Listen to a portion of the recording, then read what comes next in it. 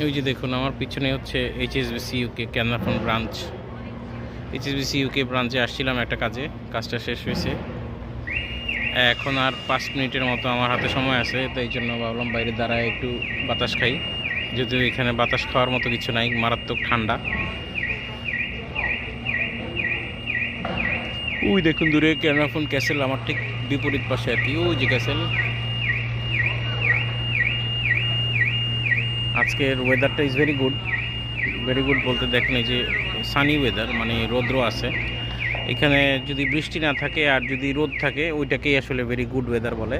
কারণ এখানকার ওয়েদার এত বদারেশন যে হালকা একটু বৃষ্টি থাকলেই আসলে পুরো দিনটা মাটি। কারণ বৃষ্টির মধ্যে আপনি স্বাচ্ছন্দ্যে কিছুই করতে পারবেন না, কারণ না আপনি পরিপাটি করে ড্রেস আপ করতে পারবেন, না কাজে সুন্দর মতো যাইতে পারবেন। একটা বদারেশন। এই দেশে সবাই খুব বিরক্ত হয় এই দেশের গুড়ি গুড়ি বৃষ্টিতে, তারপরেও সবাই ইউজ টু হয়ে আছে আর কি। এই জন্য আজকের ওয়েদারটা ইজ ভেরি গুড ওয়েদার। সূর্যের তাপ তো কাকে বলে সেটা ভুলেই গেছি ইউকেতে আসার পরে, কারণ এখানে মারাত্মক সূর্যের আলোর মধ্যেও মারাত্মক ঠান্ডা। এটি হচ্ছে এখানকার বাস্তবতা। যাই হোক, সবাই ভালো থাকবেন।